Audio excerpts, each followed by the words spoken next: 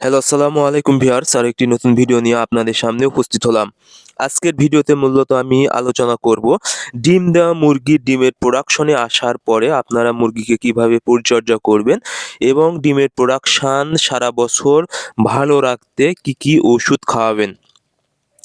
আপনারা যারা ডিম দেওয়া মুরগি পালন করে থাকেন, সোনালী, লেয়ার, ফাউমি এবং টাইগার যেকোনো ধরনেরই ডিম দেওয়া মুরগি পালন করার পরে দেখা যায় আপনারা একটি ভুল করে থাকেন। সেটা হলো মুরগির ডিমে আসার পূর্ব পর্যন্ত মুরগিকে অনেক ভালোভাবে পরিচর্যা করেন, ওষুধ খান এবং খাবার দেন ভালোভাবে।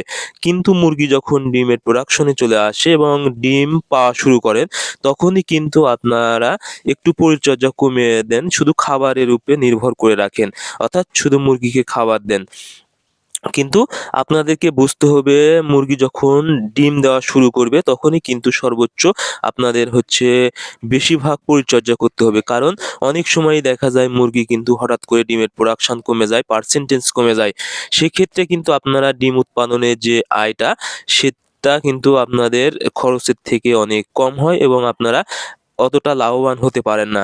এজন্য আপনাদেরকে সবসময় ডিম দেওয়া মুরগির ক্ষেত্রে একটি বিশেষ লক্ষ্য রাখতে হবে যেন কোনোভাবেই ডিমের পার্সেন্টেজ না কমে যায়।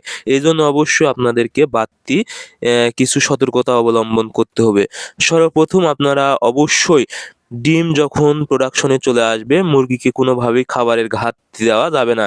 সেক্ষেত্রে আপনারা যে পরিমাণ মুরগি খাবার খাবে সেই পরিমাণ দিতে হবে। একটি পূর্ণবয়স্ক ডিম দেওয়া লেয়ার মুরগি হয় সেক্ষেত্রে অবশ্যই ১২০ গ্রাম খাবার দিবেন। ফার্মি মুরগি যদি হয় তাহলে ১০০ গ্রাম খাবার দিবেন এবং সোনালী মুরগি হলে ১০০ গ্রামের মতো খাবার দিতে থাকবেন।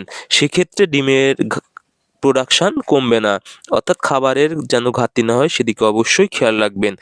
এরপরে যে কাজটি করবেন সেটা হলো আপনারা অবশ্যই নিয়মিত ভিটামিন ওষুধ দিবেন, অর্থাৎ ইসেল, ভিটামিন ই সিলিনিয়াম। এই ওষুধটা কিন্তু মুরগির পেটে ডিমের ছাঁচি তৈরি করে, অর্থাৎ ডিম উৎপাদনে এই ইসেলটা কিন্তু অত্যন্ত ভূমিকা রাখে।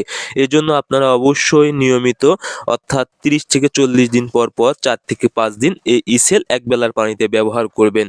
অনেক সময়ই কিন্তু দেখা যায় মুরগির ডিমের খোসা পাতলা হয়ে যায়। সেক্ষেত্রে দেখা যায় ডিম ভেঙে যায় বা নষ্ট হয়ে যায় বা হঠাৎ করে ডিমের প্রোডাকশন কমে যায়।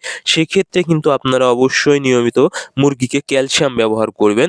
ক্যালসিয়াম ডিমের খোসা তৈরিতে কাজ করে এবং খোসা শক্ত করে এবং ডিম উৎপাদনে কিন্তু সহায়তা করে। এজন্য অবশ্যই আপনারা নিয়মিত ক্যালসিয়াম ব্যবহার করবেন এবং অবশ্যই আপনারা কিন্তু নিয়মিত এডি ব্যবহার করবেন। এডি কিন্তু মুরগির ডিম উৎপাদনে ভালো কাজ করে এবং গ্রোথটা ঠিক থাকে।